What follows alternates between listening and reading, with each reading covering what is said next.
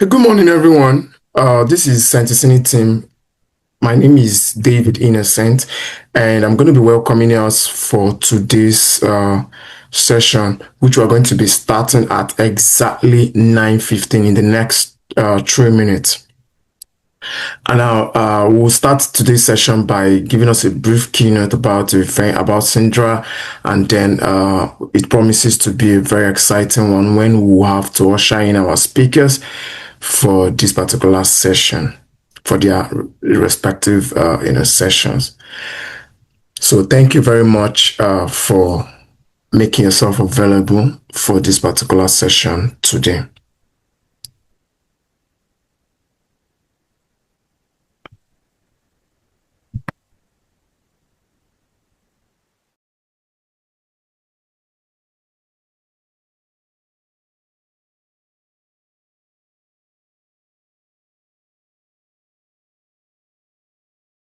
So before we commence by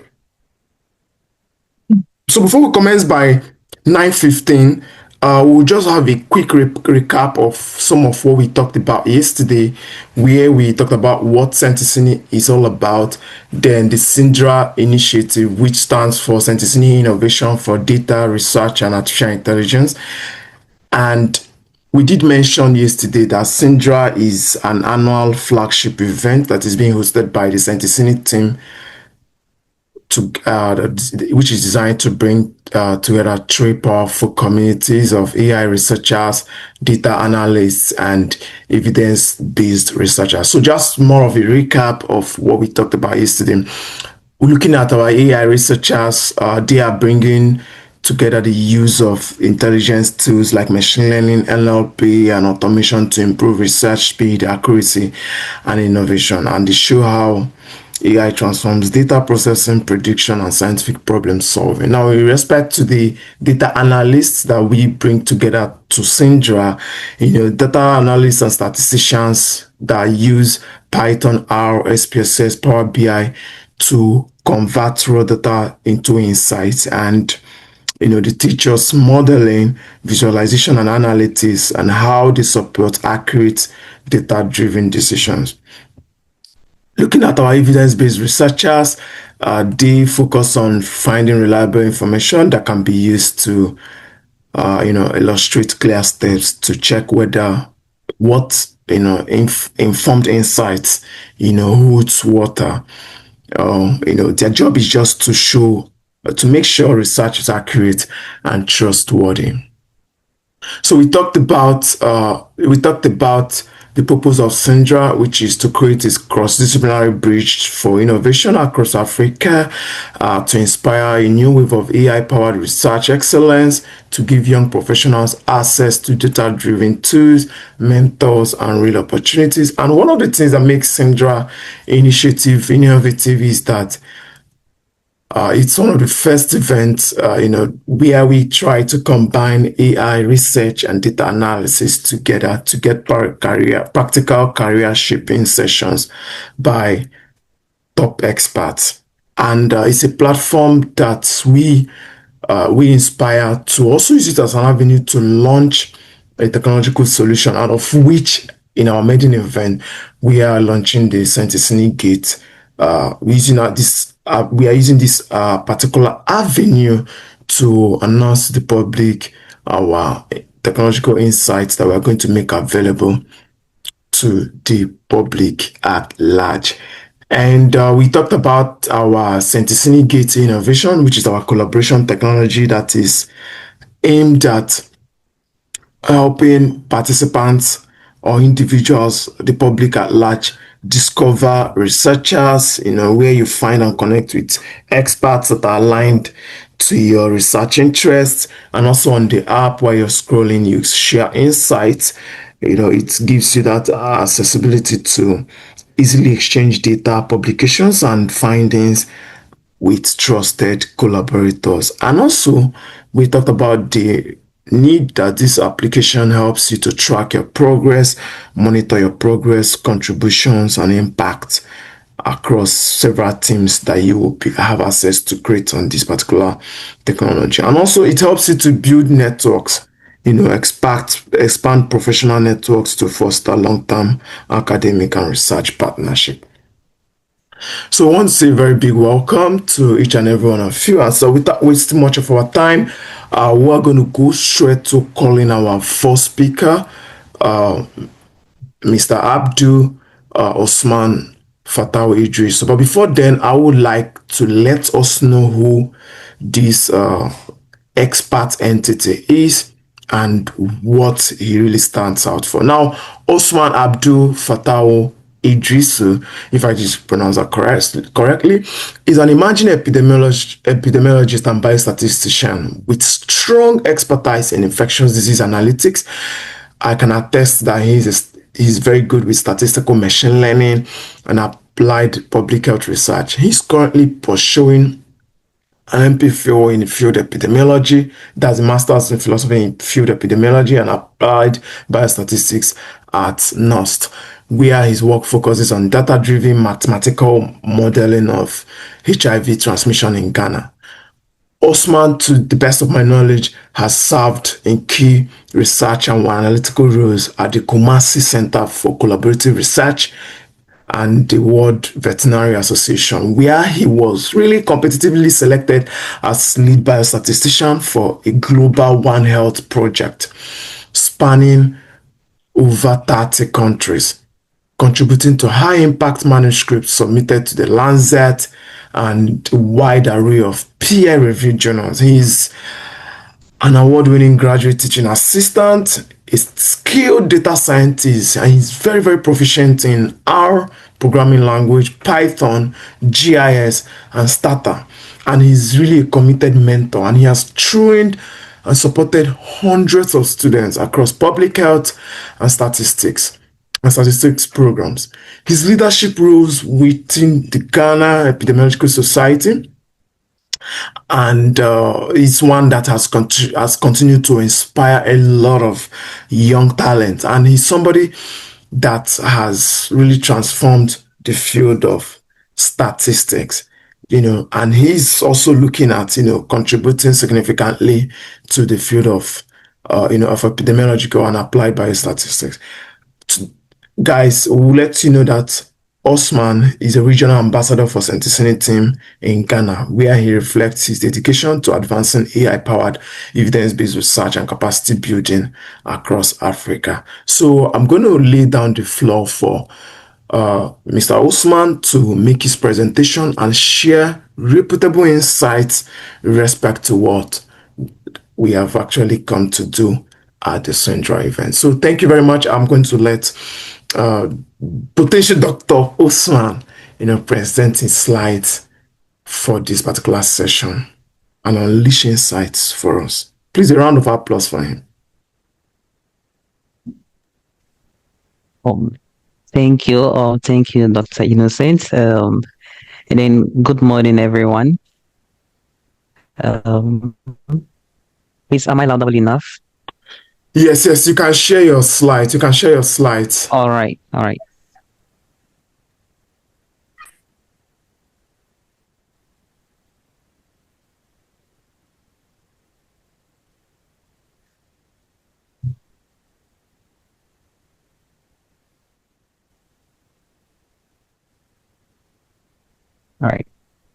Please, can you see my screen? Hello? Yes, we can. I think we can. We can see your screen clearly. Good morning once again. It's nice to finally meet you all. And then I'm honored to be part of this research training. As my boss rightly mentioned, my name is Osman Abdul Fatah Idris, and I'm from Ghana here. So today I'm going to be presenting statistical modeling, looking at Python, machine learning, and then the application in health data analysis. And then the overall goal of this presentation is for us to develop insights and innovations for low resource settings such as Africa or Sub-Saharan Africa. So okay, good. So now the big question is, why health data analysis? Sometimes when they say data analysis, people just visualize the whole thing to be about just the data plot and then data visualization. But when we talk about data analysis, it goes beyond that. Now, for health data analysis, we are going to look at the systematic analysis of health data. And then this is done to improve patient care, optimize operational processes, and then inform strategic decisions. And then this, in a way, helps us in pattern identification. We uncover insights and then evidence-based decisions. Now, one of the biggest problem in Africa here is the data collection or handling of data. And then there's this misconception that data analysis stops at data collection. Well, it goes beyond that because once you have your data, it's just like data collection becomes more like the 10% of data analysis processes. When you collect your data, it doesn't just end there. You need to analyze, to interpret your data so that you can uncover the complex data sets to reveal insights. A typical example is sometimes when students present their thesis, they collect data with Google Forms and they just go in and they copy the visualization that have been done in the Google Forms as their data analysis. I call this data visualization. They're not even robust data visualization because as a health researcher, you should be able to do a research that looks more into causal inference or causal relationships. Okay, so even if your data or even if your analysis is more of qualitative analysis, there should be a way that you can do causal inference for us to establish some sort of relationship and see what factors are actually influencing which factors and leading to the cause of the disease or the health outcome. Now, of the biggest challenges of health data in Africa, economic or low resource settings like Africa is that they hardly use it at the lower levels. In Ghana here, we have the lower level is the districts. Sometimes you go to the district health centers, it's either they hardly collect data or they collect the data and they dump the data because they observe whatever is happening there. Forgetting that analyzing the data gives them insights or patterns they couldn't uncover just by looking at whatever situation is happening over there. And now, one other thing is the data quality issues. In Africa, it is obvious that our attitude towards data collection is very poor. We don't care. Recently, we are conducting a research with Johns Hopkins School of Public Health. That's Bloomberg School of Public Health. And then the aim of the research is actually to revamp the Ghanaian beaches so that they could look more attractive health wise and then for leisure as well. Okay, so now we sent data analysts to the sites, and then what we realized was that some of the data analysts, they were supposed to collect the data for a week, but they go there for 2 days, and then they collect data for only 2 days, about 10 or 15 participants, and then they go to sit back in their rooms and they duplicate the data. Now, they had forgotten that we're working with, these white people, and then they also think just or we inserted GPS trackers into the tablets for the data collection, but we didn't tell them. So later realized that about 100 data sets were collected or 100 data collection points were done at a particular point because they were not aware that we had inserted GPS, so they thought they could be smart and do that. But then we caught this in our observation. If something like this wasn't done and then we move ahead to analyze the data, we'd just be working on dummy data. At the end, we'll get results, but then the results wouldn't be what we actually intended to achieve because the result has been compromised. So when it comes to Africa, the way our attitude towards data collection is very poor, and it's so evident in all the health settings we have here. Now, one other thing is the lack of skills. Sometimes researchers lack skills, and one thing to supervisors to fail to do is that they fail to actually train their research teams. And I'm very happy that Centicini is doing this because they are training us, which very expensive for work.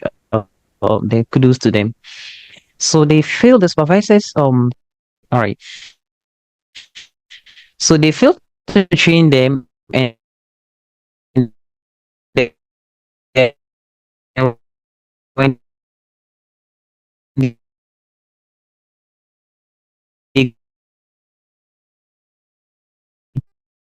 go to the